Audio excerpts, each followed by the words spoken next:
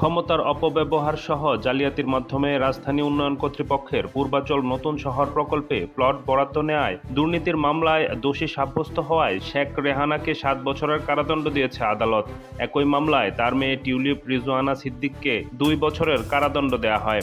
এছাড়াও সাবেক প্রধানমন্ত্রী শেখ হাসিনা সহ বাকি আসামিদের 5 বছরের কারাদণ্ড দিয়েছে আদালত।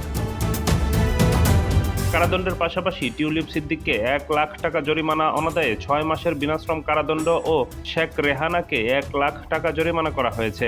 এই মামলায় অন্য 14 আসামিকে 5 বছর করে কারাদণ্ড দেওয়া হয়। সোমবার দুপুর 11:15টার দিকে এ রায় ঘোষণা করেন ঢাকার বিশেষ জজ আদালত 4-এর বিচারক মোহাম্মদ রবিউল আলম।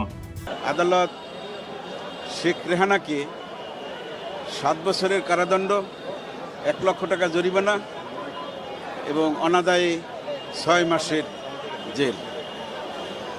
টিউলিপ সিদ্দিককে 2 বছরের কারাদণ্ড, 1 লক্ষ টাকা জরিমানা, অনাদায়ে 6 মাসের কারাদণ্ড। শেখ হাসিনা সহ আরও 14 জন আসামিকে 5 বছর কারাদণ্ড, 1 লক্ষ টাকা করে জরিমানা এবং অনাদায়ে 6 মাসের দণ্ড।